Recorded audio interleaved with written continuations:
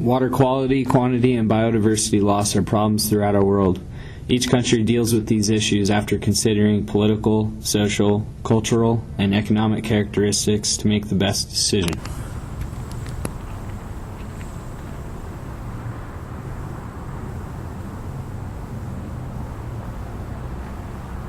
Hi, I'm Will Dreyer, China Analysis for Vandal News. The economic growth in China is the lowest it's been in 2 decades, but it's still set at 7.5%. China is a growth machine that needs to be fed. The North China Plain makes up 65% of the nation's farmland. It contains only 20% of the nation's water resources. It also contains 46% of the population. With the demand to feed much of the population, as well as meet the needs of urban and industrial use, those in the North China Plain have been forced to use their aquifers at an unsustainable rate in order to make ends meet. Sustainable use of underground water in the North China Plain is being exceeded by over 8.8 cubic kilometers. Irrigation makes up a large portion of this use, clocking it at 65%. 95% of the irrigation done in the North China Plain is done through floodwater irrigation. This method is only 30% efficient. While water is wasted at very high volumes during irrigation, farmers have little to no incentive to change. Though the situation in China may seem dire, I'd like to offer the following mitigation strategy. Under the current legislation, aptly named the Water Law of China, farmers are charged by the area they irrigate rather than the volume that they use. Because of this, farmers have little reason to save water. By charging consumers by the volume, they will be more likely to react to the real cost of their water consumption. By creating these pricing mechanisms, agricultural development will be driven towards sustainable levels of exploitation that will balance the needs of China's economic activity while maintaining the environment. You need to crawl for your bar. Come and meet me in the bathroom style and show me why you deserve. Hi, I'm Wes Green, Brazilian correspondent for Vandal News. Sao Paulo, Brazil is one of the richest cities in the world and has over 19.9 million people living there in the metropolitan area, which is 73% of Brazil's population. Rapid urbanization and industrialism has led to the Tietê River, which runs through the heart of the city at more than 88,000 cubic feet per second, to be heavily contaminated by fecal matter. The severe inequality and careless demeanor of the government for the poor has caused slums to become out of control, with more than 2 million people living in them. Inefficient or non-existent sewage systems are in place, and the river is so contaminated that, in fact, the only people you see swimming the river are criminals trying to get to the opposite shore. Fecal contamination is directly associated with the slums. Over 21,000 people per square mile is the density, and runoff from these areas or the flooding of sewage treatment plants is how it gets contaminated. Dehydrating diarrhea, typhoid fever, and gastroenteritis is associated with fecal contamination.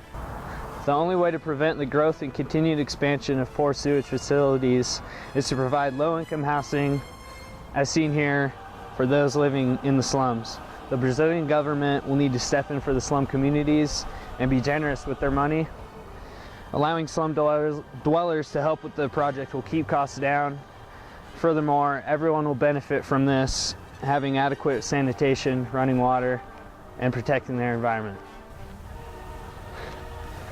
Scott Dukar here, Water Resources Analysis for the United States of America. I have no time to tell you my credentials, as there is an urgent problem I must inform you about.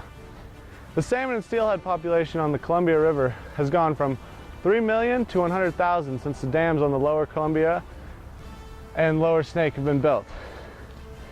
The dams affect the flow and temperature of the water, as well as creating a barrier for the salmon to pass.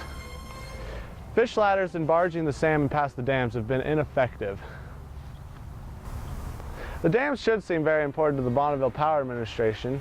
However, they provide only 5% of the Northwest power, and this could come from another renewable resources like wind. The salmon are very important to the Native American tribes and also recreationalists. My strategy to solve this problem is to take out the 4 dams on the lower Snake River. I believe this would be effective because of what is seen at Hanford Reach. Hanford Reach is a very abundant salmon migration spot. Salmon must travel through 4 dams to get to the Hanford Reach. So if we took out the 4 dams in the lower Snake River, it would become just as productive because salmon are able to travel through 4 dams, just not 8. I don't believe the political will to take out the dams is there now. However, with enough citizens standing up and realizing that the dams are not as important as they might seem, I believe the dams will be removed and salmon migration will be restored soon. Brazil's low-income housing will not solve unsustainable water use in the North China Plain. There is already plumbing infrastructure installed in much of China. The problem of wastewater stems from the lack of water treatment. However, if there is any hope for China, some level of action must be taken by the government to work towards lowering the use of water. The United States' ideas of removing dams for ecological purposes would not be effective in China. China needs all the electricity it can get. While China creates a new coal plant every 2 weeks, it can't afford to remove other structures that provide electricity, especially if it is dramatically cleaner than coal. Economic growth is too important in China for them to consider removal of dams for ecological purposes.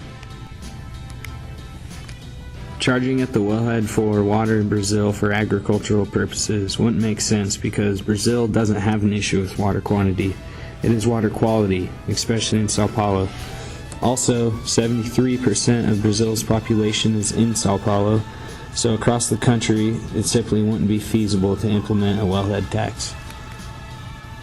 Brazil is more worried about keeping their industrialism, especially in Sao Paulo. The Tietê River has 9 dams, which all produce hydroelectric power for the booming industrial powerhouse that they are becoming. The last thing they would do is remove a dam for fish. Unlike China, the U.S. already regulates water use by the amount. Drought or lack of water is not as big of a problem in the U.S. today, as they have learned from the 30s when the Dust Bowl created agricultural problems because of wind erosion due to lack of water. Brazil's water quality issue is one we do not have to deal with in the U.S. We have regulatory agencies such as the EPA and DEQ that monitor water quality.